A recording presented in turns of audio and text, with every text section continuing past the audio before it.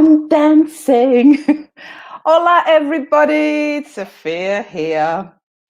So today we are going to slay your sales fears and overcome those hicky feelings around asking for money on your discovery calls. And this is going to be a deep dive discussion on all things discovery calls. So if you have any questions for us, please put them in the comments. We'll monitor in a minute.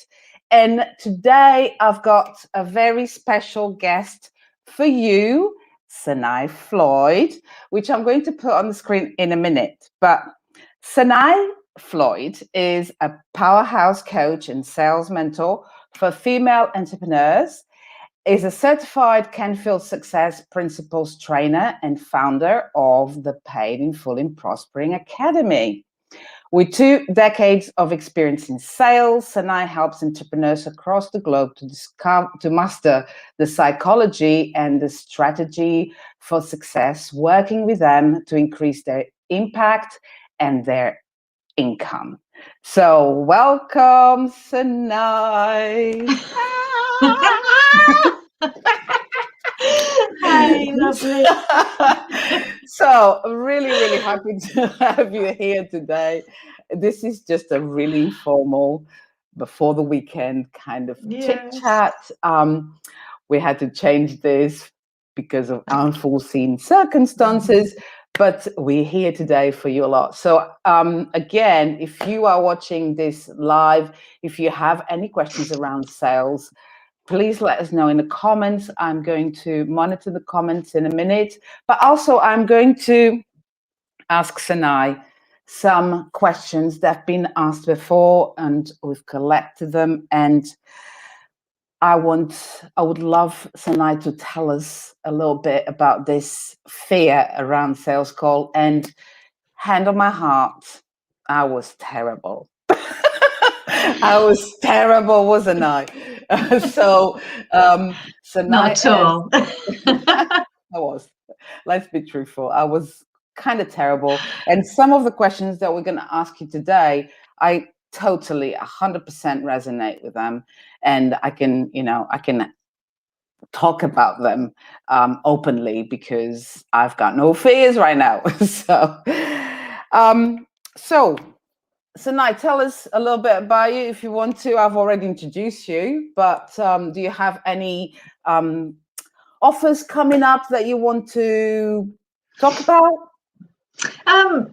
Well, not really, actually, Sophie. No, I'm just really pleased to be here. And as always, it's just such a joy to work with you, Hun. But no, I mean, in terms of specific offers, I know you're sharing a link to the Coaches Business Academy, which is my selection of courses and programs that you can take. It doesn't matter what stage you're at in your journey as a coaching entrepreneur. There's different programs for different stages of the journey. So whether you're just starting out or whether you're just dipping your toes in and want to get a feel for, what's expected of you as a coach online, what kind of strategies there are for you starting out, right up till the 12 month mentorship programs for those who've been in their business for a while and they want to take it to that next level. So there's a range of programs that are available depending on what stage you're at. But in terms of me, as you mentioned in your introduction, Sophia, I've been in sales for, oh my goodness, nearly 20, perhaps 24, 25 years now. How is that possible? You only look 35. No. It's really good polyfiller. Slap it in the cracks, it's brilliant. But yeah, no, I've been in a sales career, from coaching, mentoring, training as a sales trainer in corporate. And then for the last 6.5 years, I've been coaching coaches and mentoring coaches to sell their services. So right from kind of inception of their offer, clarity in their niche, their ideal client and who it is they're talking to, right through to actually closing the sale and then the maintenance. So kind of taking the coach right through the full journey. So yeah, for me, sales is a passion. I absolutely love it. I really enjoy pulling the ickiness and that feeling of being out of integrity, out of the process. Because for me, sales is love. Sales is like liquid love. It's how it Oh my should God. feel. It's how it should feel, because what you're doing is it's a complete expression. When you're in integrity, I should put that as a caveat. When you're selling something that you're passionate about sharing, that you know makes a difference to other people's lives, that you're solving a problem, then it's a magical thing. You're sharing your gift, you're expressing yourself and giving people that benefit, and often shortcutting a journey for others, to get to where they want to be. So for me, I just, I that's what I love. I love taking out that icky, pushy, sleazy feeling so that people can really enjoy it and feel really good about the exchange, the value exchange that's happening in a sale. Awesome. So now that you've done your sales spill, no, I'm joking. Just quickly, for those of you that don't know me, I work with coaches and creative entrepreneurs and help them to become their own bosses by building, launching, and achieving their online signature membership program. Now, there's a 5 steps to 5K in 5 days beta program coming up. I've got a link down below for a free webinar to watch. This is for those of you that have this desire of putting together a group program and don't know how, and without any other bells and whistles, right? In this program, I'm going to show you how to convert your one-to-one content into a group module content. And it's going to be super easy to deliver. So we have 5 steps, right? Build your mindset, build your content, delivery system, super simple delivery system that you're going to go like, why have I done this before? How to attract your audience to your program, and then how to keep your tribe happy and engaging. So I'm doing this program in May, end of May, and I'm going to give out some discounts for the beta program. So please get in touch with me. But first of all, watch the wait a minute, where's the link? There you are. First of all, watch the masterclass, because there's lots and lots of goodies in it, and you will get more goodies coming up from that masterclass. So this is me. So now let's ask Sanae some questions. So Sanae, what are your thoughts on presenting just one offer on a call versus 3 offers? For example, some people have low, medium, and high offers. So the caller can see the value of each and choose whichever is the right one for them, okay, based on the price and the details of each offer.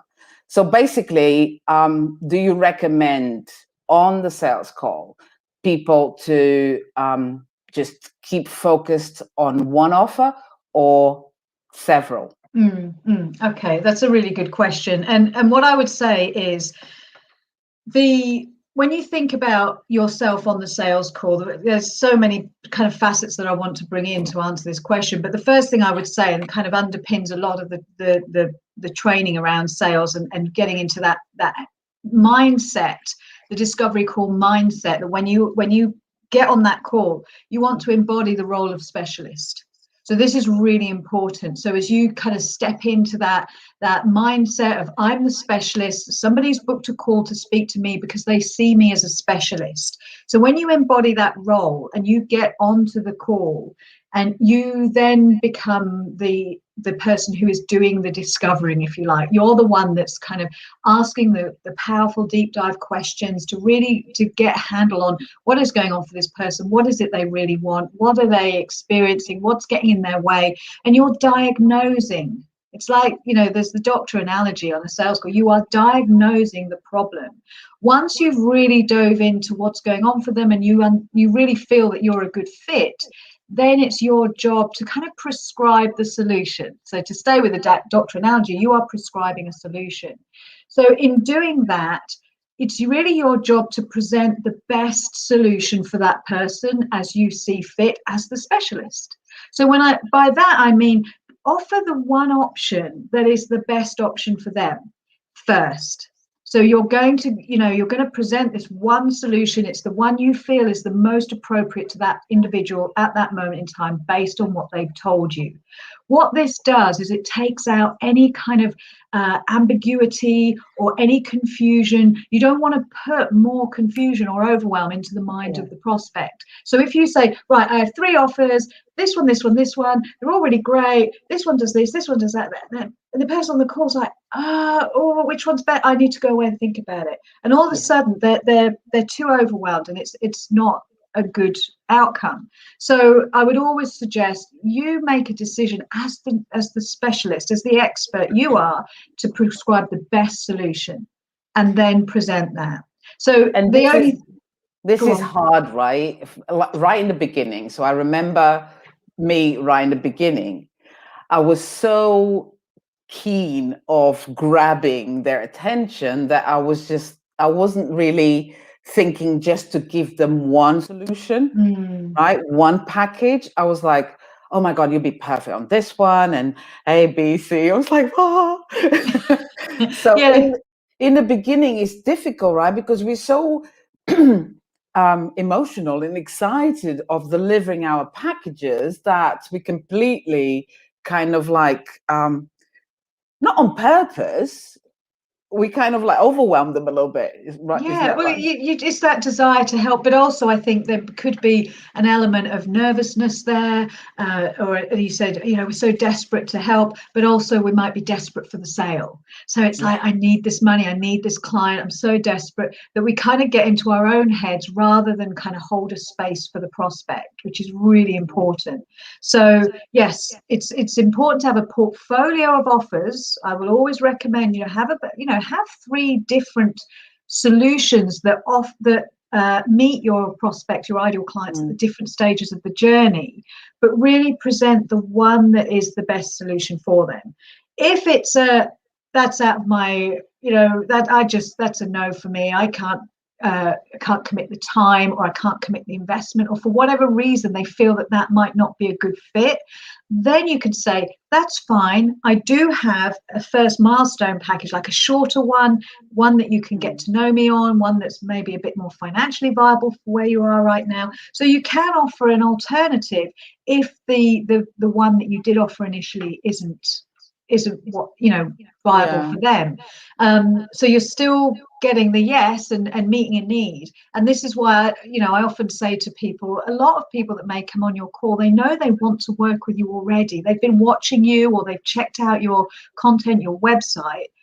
They know they want to work with you, but they might not really know the value of coaching, or they might not really get the value of EFT or NLP or all these other kind of interventions that you might practice in. So it's always worth just having something smaller that they can taste it, if you like a month long, or a VIP day or something like that gives them the opportunity if the first offer is not for them, is not viable. And you've just touched on something that really important, having the packages ready.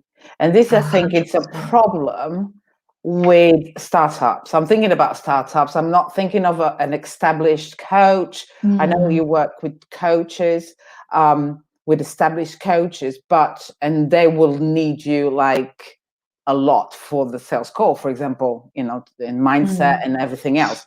But putting the packages together in the beginning is such a headache, right? As an entrepreneur, as somebody that has never had a business, as a startup.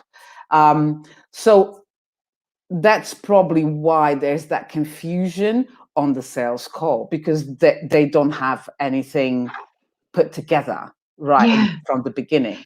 Yeah. It's yeah, you're absolutely right, and it's really interesting because it makes such a difference on a sales call, in your copy, in the way you show up. It makes such a difference having your offer, your package really clearly nailed on. So many coaches, and this is not, this is not the coach's fault, because you go to, you get your coaching qualification or you start your business and you just think, right, I'll offer however many sessions for, a Yeah. bulk price or whatever, Or per without actually, hour. yeah, or hourly rates, and without actually thinking through, where is Mm. the person starting, where are they coming to me at, and where do they want to go to, and how am I going to get them there? And that's crafting the offer, Mm. so that when you know the actual value, you know all the tangible and intangible outcomes, excuse me, and payoffs of this offer.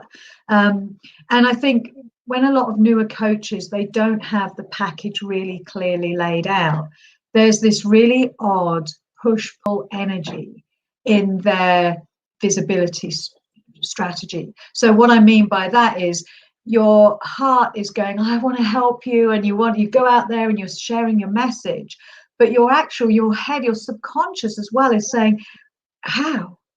And your subconscious will constantly have one foot on the brake, saying, you can't have people book a sales call because you don't know what you're really offering, you don't know how to deliver your outcomes. So there's this internal conflict that makes a newer coach, without their packages laid on, actually self-sabotage. So it's a really interesting dynamic, but it is critical. So I'm glad you mentioned that, Sophia, because it is Yeah. really important.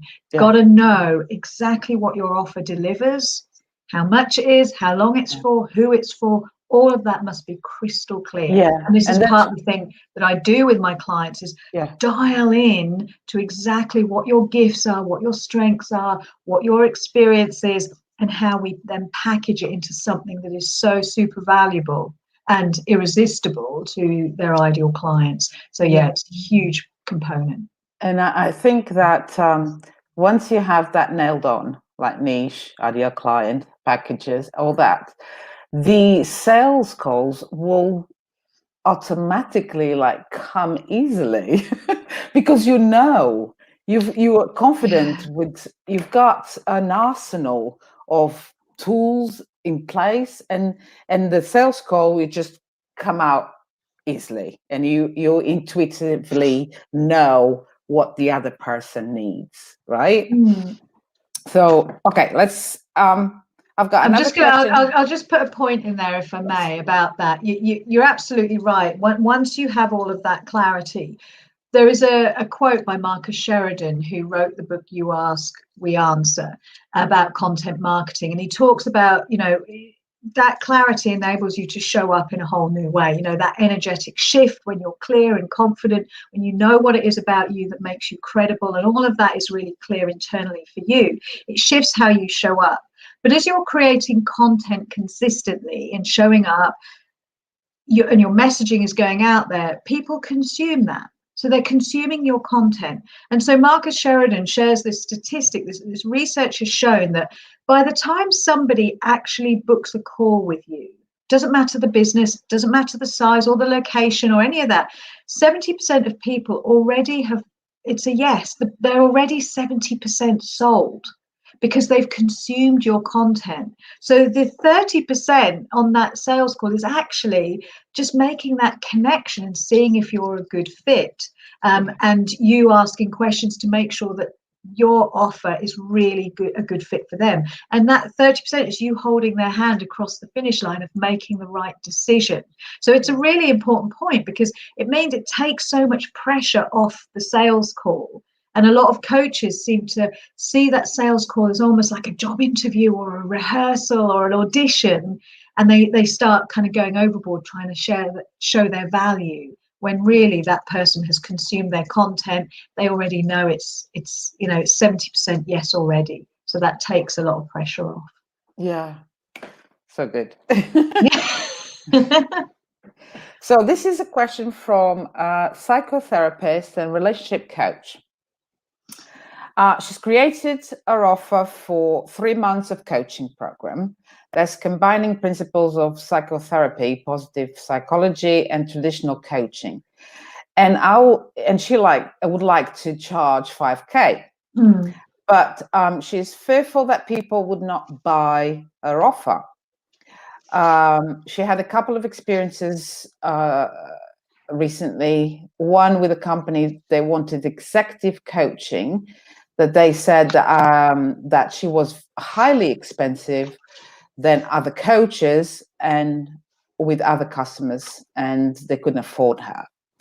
Would you advise this lady to reduce prices? And which range of pricing do you recommend? Okay, so it's difficult to recommend pricing, because pricing is perception. At the end of the day, pricing is a matter of perception. I would also never recommend anyone reduce their rates based on what somebody else has told them what they're willing to pay or not. Because you've got to think about your positioning. So if you're positioning yourself as somebody who is at this whatever bracket you're at, so if it's $5,000 and you're positioning yourself as a coach wanting to be paid that, then it's about setting that bar for yourself and holding firm to it, and really understanding what the value of what you bring to the table is, and owning that, and then holding true to that. So the reason this is important is because there will be other companies, other people who are absolutely delighted to pay 5K for the services that you're offering. Just because this company isn't, then that's nothing to do with you. That's their stuff. So it's about holding true to your pricing, what you feel is true and fair, and the value that you bring, and then attracting in the people that are matched to that. If you drop your rates every time somebody questions or challenges or asks you to give them a discount, the problem that has is you then are out of integrity to those that pay you the right rates that you're asking. Exactly. So then you've got all these different companies or different customers and clients paying different rates for effectively the same thing. Now, if those two get together and have a conversation, you're going to have some very unhappy clients. So it's just not worth it. You want to maintain your integrity. Plus, it's a huge message out to the universe that you are not willing to negotiate in terms of your value and your worth. So I think, hold true, go after those people that are matched to the positioning of premium that you want to hold, and people will pay you what you ask. And besides, I think like throughout the year as well, there's flash sales and Black Friday and Cyber Monday and Christmas discounts. They can wait for that, right? Yeah, I mean, they can do that, or they can just find someone that is a match to that. The match to the lower rate. I mean, there will always be people who will pay whatever you're charging, and they'll, so I always like to look at it as a tiered structure. So when you start out, you might start out charging a certain band, and this was a really good conversation I was having with a client some time ago, where she was charging a certain amount. She was ready to up level and increase her rates.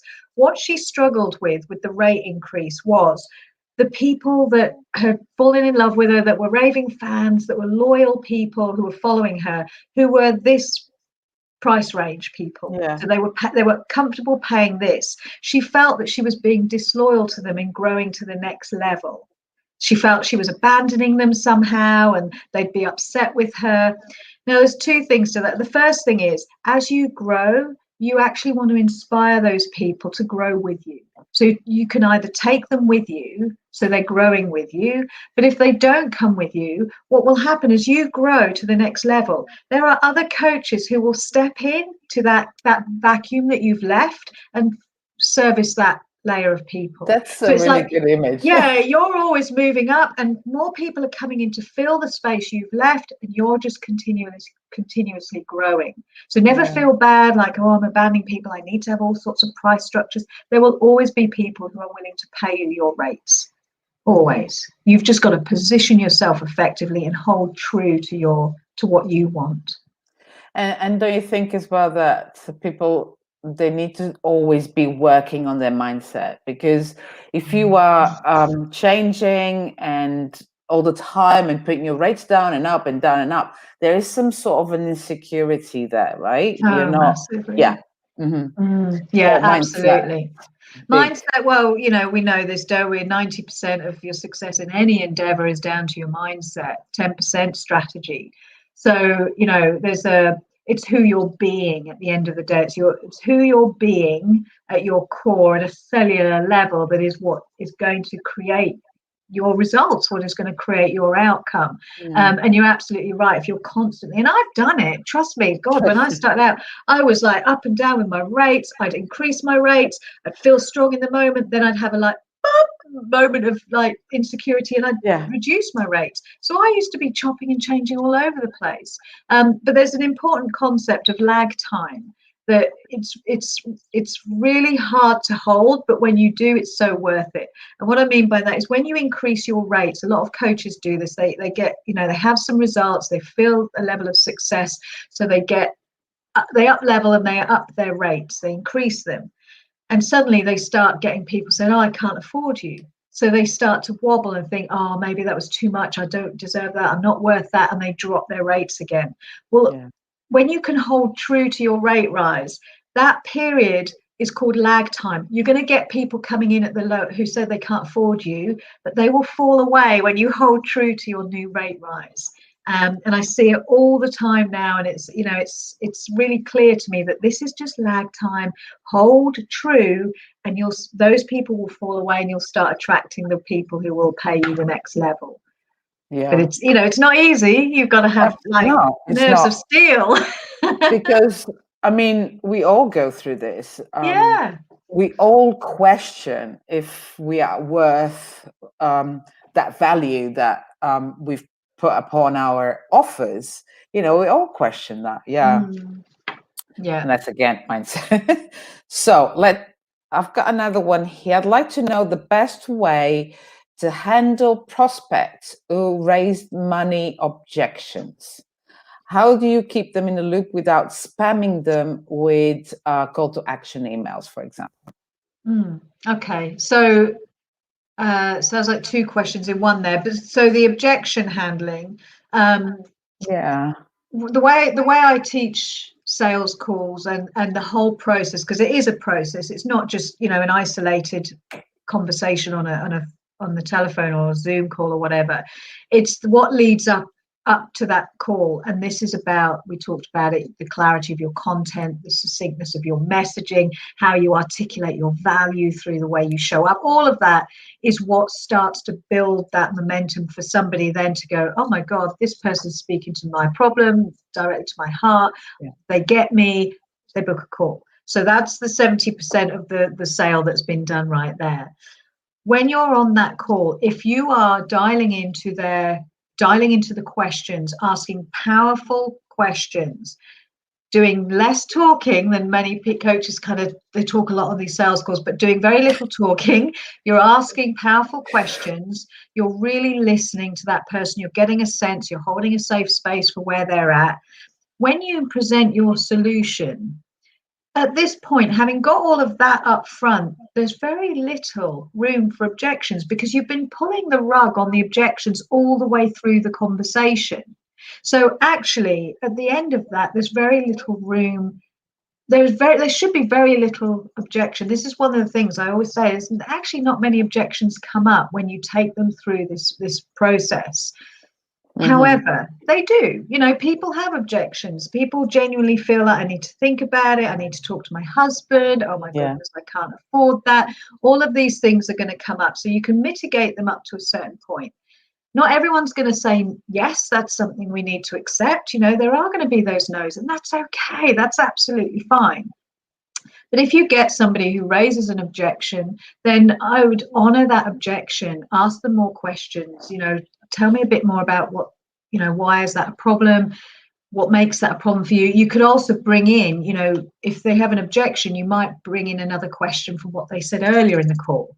If they say, I don't have time, I can't commit to that, you can say, well, you actually told me that, something from earlier in the call in relation to time. But I always let people, if they need to go away and think about it, then let them. Everyone has their own unique way of processing. And I think that the conversation. the second part of that question is about the spamming emails, Yeah, right? yeah, So, or you've got a good process to kind of follow up with people after a call, gently and yeah. nicely, right? Yeah, so I mean, if somebody's really interested, and this is the thing as well, you've got to trust your own intuition here. I Yeah, mean, you've got to really trust that, did that feel right? Did you get a sense that that person was really wanted to work with you, but felt there was something in their way? What I tend to do is, if it's a positive call and they're going away to think about it, I'll always follow up with a video, a personalized, quick, 2 or 3 minute video to say it was great to chat to you, and I'll round up what they told me and what they offered me, where the offer meets them. So, and how it can help them solve the problem. So a short video just to follow up, but I don't send multiple videos. yeah. Multiple emails. Emails, yeah. Yeah, it may be just one or two to follow up, and then let them make the decision. I, it's funny you say that. I started doing that. And the feeling after I've done it, it's really nice. Yeah, It's like, it's because the video, it's you, right? There's no mistaking, right? yeah, But in words, sometimes you kind of like hide certain things. I think that a video is amazing, and yeah.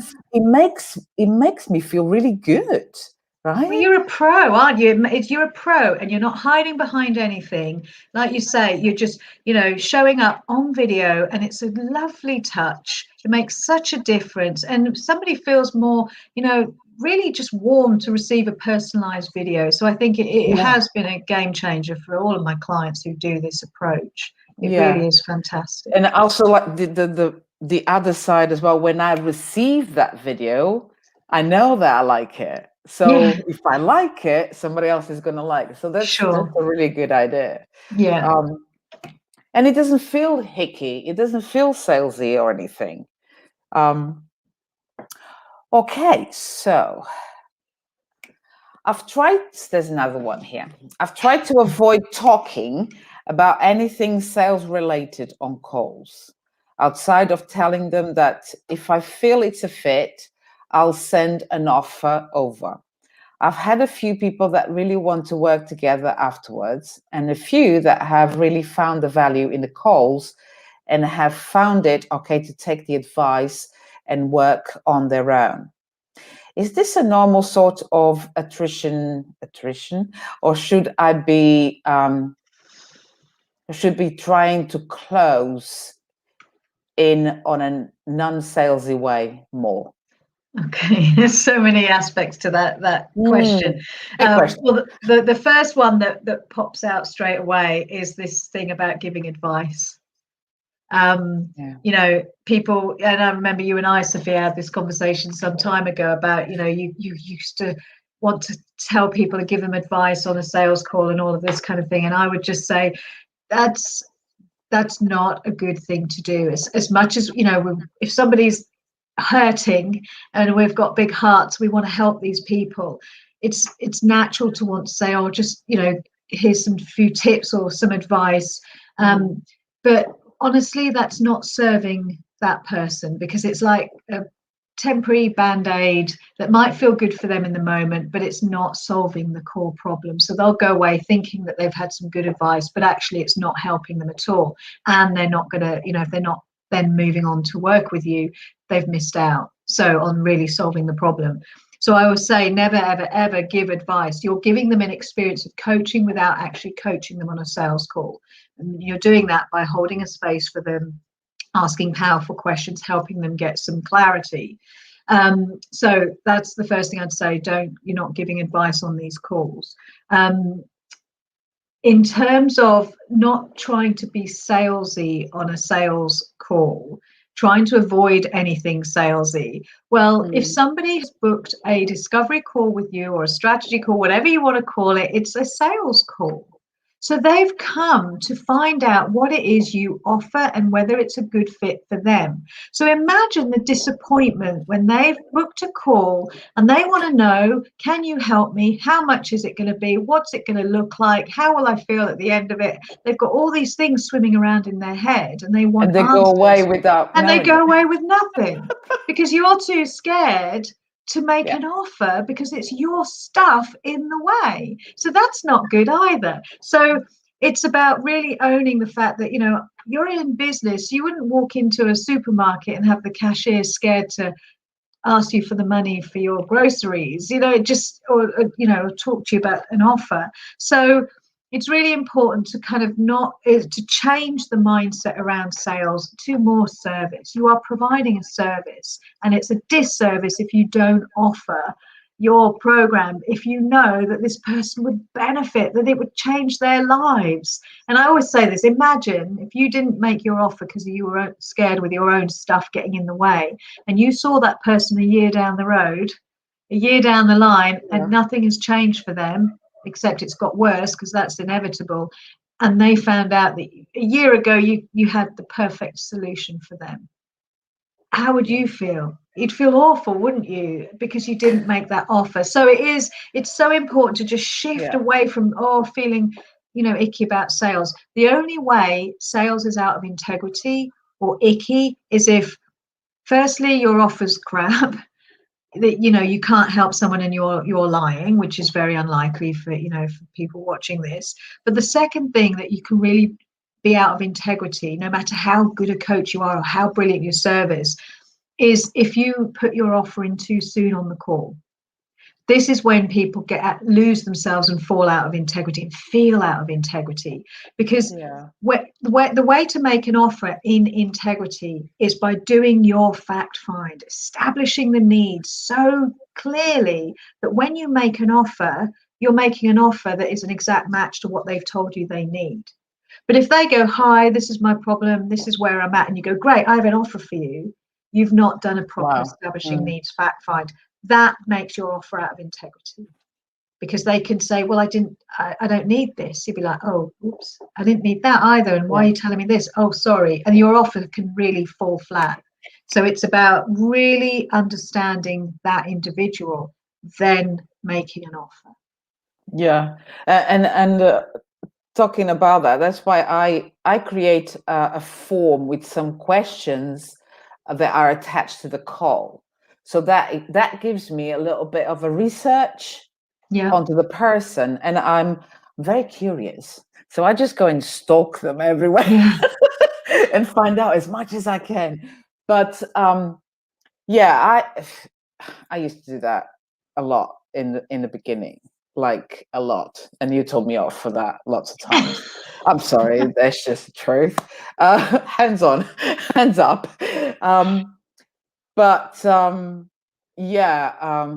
This is like, wow, this is really good. Yeah. Well, I think, I mean, you know, coming back to what you were saying, what you used to do, and I see this a lot, and we talked about it just briefly, is that when coaches are so nervous about the sales call, or they're so desperate for the sale, they behave, or they get into a persona of being almost like, this is a job interview, or this is an audition, and I have to sell myself. And that's the biggest mistake. You're not selling yourself or selling your services on the call. You're in the role of specialist. You're diagnosing the problem and you're prescribing a solution. And that's really the simplest way to see this and shift that mindset around, I have to, you know, verbal diarrhea all over them about how good it is to work with me and how great I am and how good my service is. You know, the person can't hear it. Really, they cannot hear it because they're so consumed by their problem.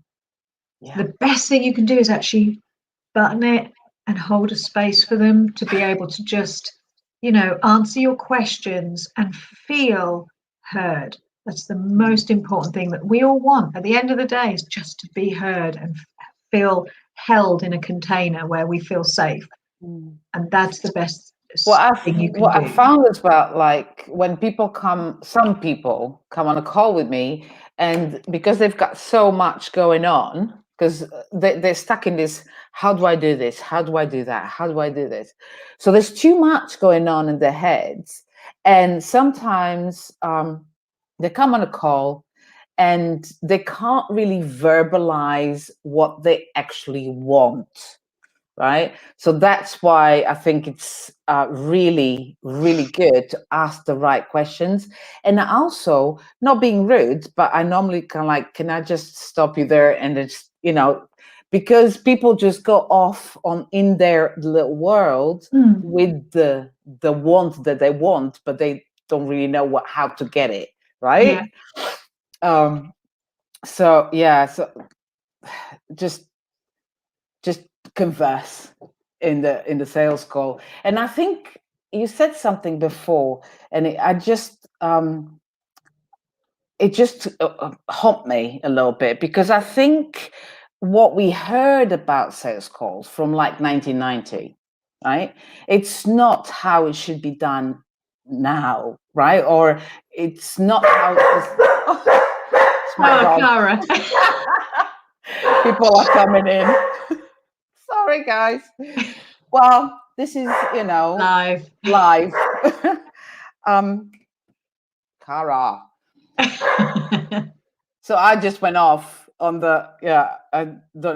So like comparing, like I heard how I had to do my sales call, right? With a module, like a really conservative module from the 1990s, I call it. But it's not really, it doesn't really work, does it? Yeah, I think sales got a really bad rap, didn't it? I mean, there Yes. was, especially financial. So my background is financial services, so it was, financial services got slammed for all these unscrupulous financial advisors, and people like that. And then there was the whole kind of timeshare. I can't remember, the holiday salespeople, and so it got a really, really bad rap. And then, of course, there's all these films like Glenn Ross, and just films that portrayed really sleazy car salesman type of sales tactics, and people learned to mistrust, which understandably so. I mean, they were being genuinely ripped off, and I think that's what created a lot of this like pushing Feeling. away. But also, nobody likes to be sold to, but everyone loves to buy.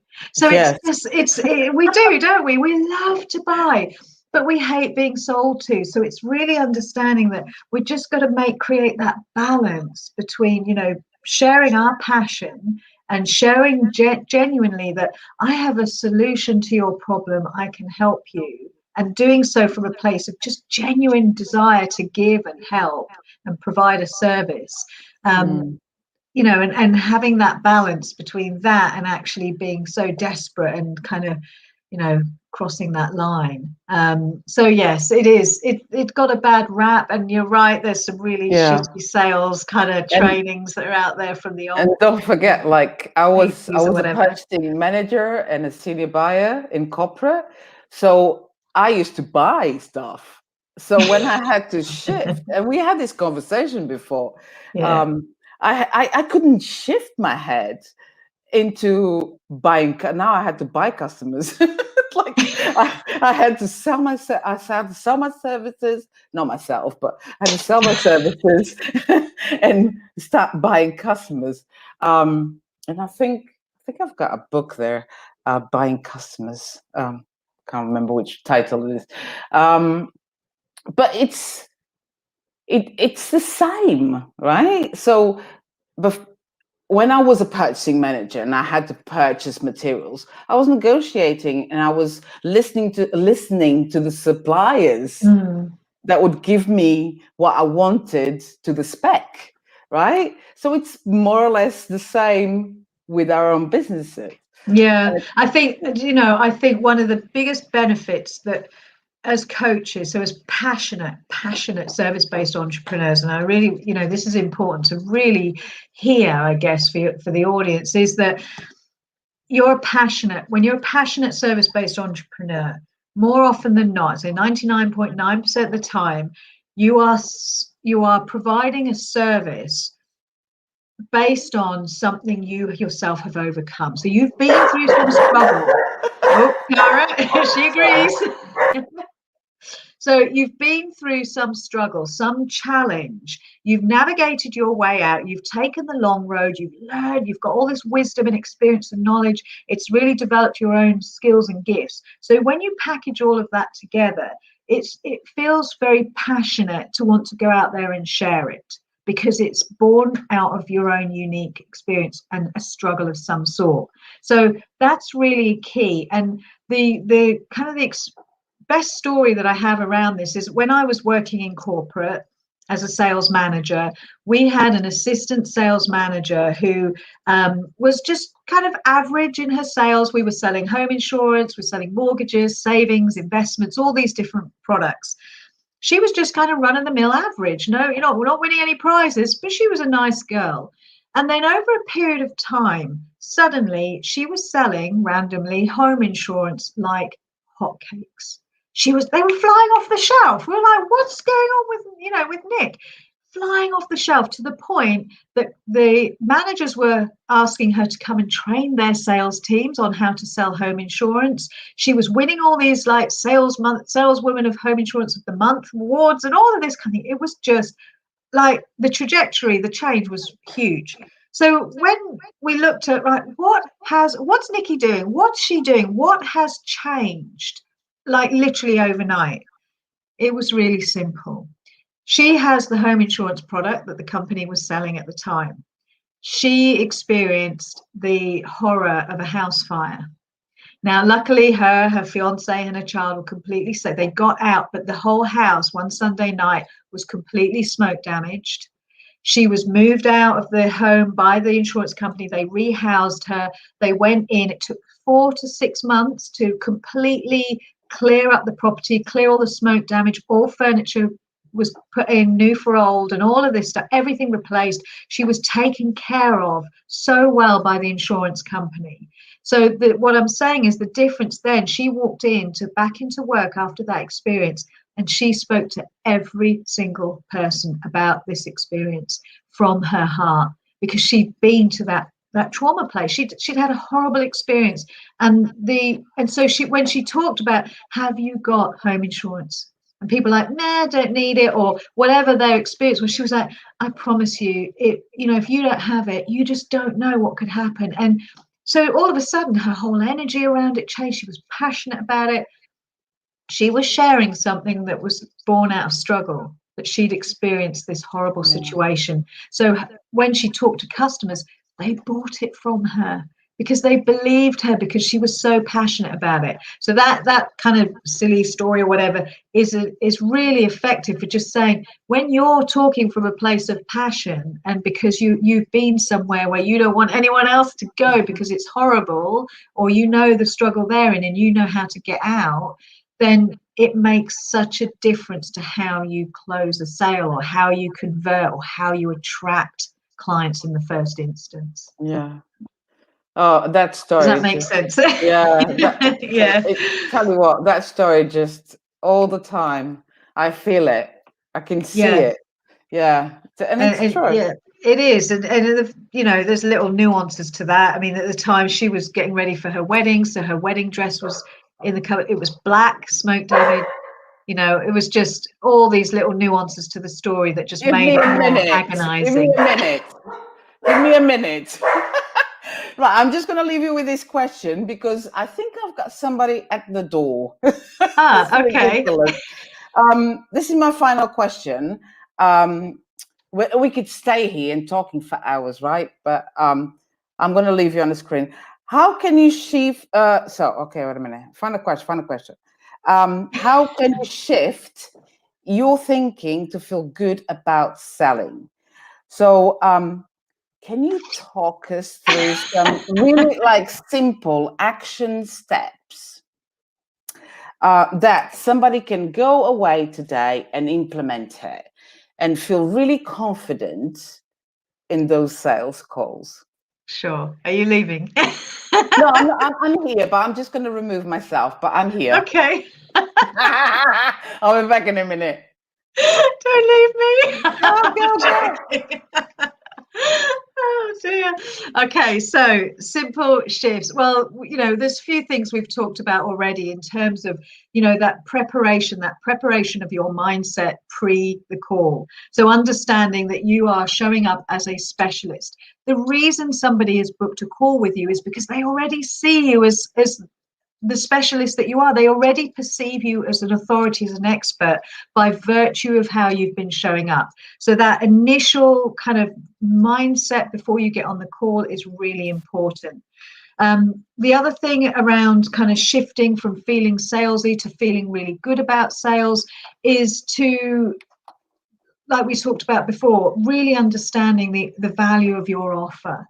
So when you've crafted an offer that is really an embodiment of your journey, your gifts, your experience, and you can articulate the payoffs of every step of that journey, every step of your process that you take them through. If you can articulate the payoffs, then again, that puts you in a state of, I'm so excited to share this. This is a game changer for you. I really want to share this with you. You're going to love it. It kind of, the value oozes through your very being when you're talking to somebody about something that you've created that you love.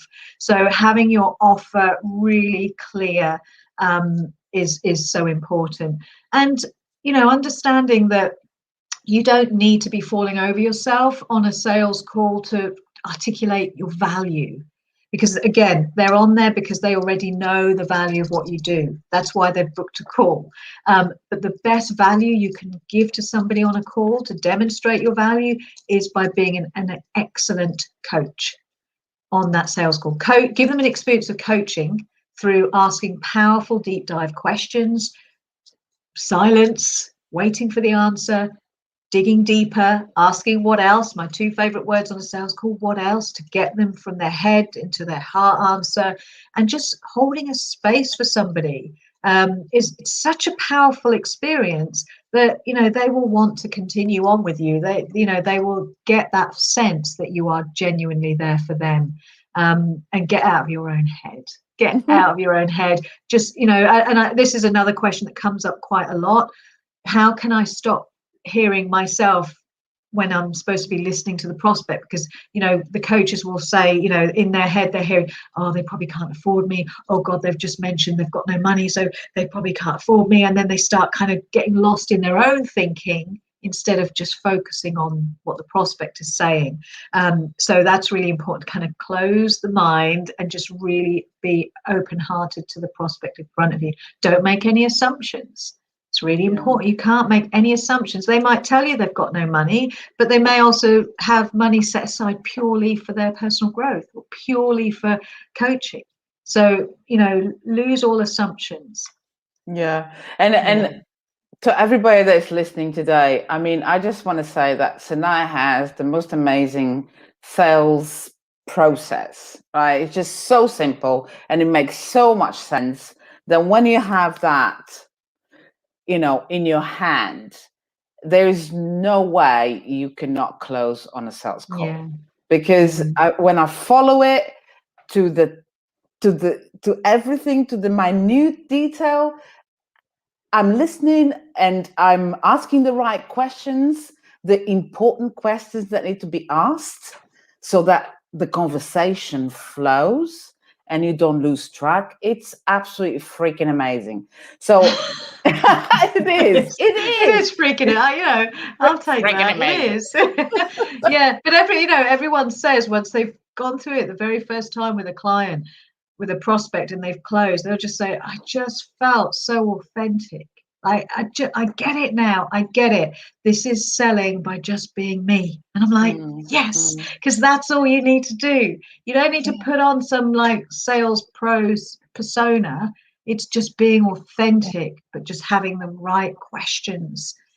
Yeah. Amazing. And mindset plays a huge role on it as well. I mean, if nothing else, then I would advise people to sort out the mindset bit fast, because that is going to give you the confidence to speak assertively, to be compassionate towards the other person, to feel in your gut if that other person actually needs you, or vice versa, right? Yeah, Because yeah. not every single sales call has to be a yes, you know? Absolutely. Yeah. You might Yeah, not want to work with that person. It's about, it's exactly. equal. Yeah. And Exactly. and you know, what is it, the stats that only 7% of your communication are your verbal words. Yeah. So if you are in any way doubtful about your ability to help somebody, or you're lacking confidence, you feel really insecure about your pricing, any of that is under the surface,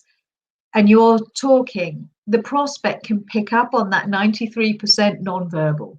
Yeah. And it might just be, your pupils dilate, or your jaw tenses, or your pallor changes slightly, or your shoulders come.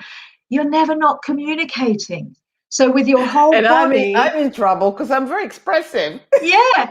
So if you've got any doubt in your ability to deliver the goods that you're promising on a prospect call, whether that doubt is valid or not, if you have imposter syndrome, if you feel like a fraud, your subconscious will Yes. communicate that.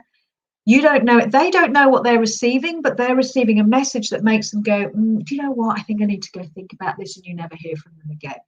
So it's really important to align every part of you, alignment, so that when you're communicating, you're expressing your confidence, your self-belief, your ability, your belief in their ability to get the results. All of that will support you. So Sophia, mindset. Yeah. And if you Mm. position yourself as the expert, they need you, not the Show other up way as around. one. See, yeah. Be Yes. one. Yeah. Be Be the one. expert. Yeah. Own it. Own it. Own it. Own That's your right. power. And Yeah. that is a really good statement to finish this chat, because otherwise Amazing. we're going to be here We can forever. be. Right? We We'll could be have here wine. forever. It's Friday night. I'm good It's for that. lovely. I'm down for We can that. go get some wine and relax. I don't think Facebook will be very Yeah. happy, but I don't care. yeah, exactly. I don't care. So if anybody wants to find Sanae, you've got the link down below. We'll put it in the comments a bit later on. Is Thank you. academy.sanaefloyd.com. If you contact Sanae, if you've seen this video and contact Sanae, tell them that my name, Sophia. And if you also are interested in putting together your group program, don't forget to watch that free masterclass on, wait a minute, what is it? Where's the link? I'll put the link down below in the comments as well. That is going on top of my face.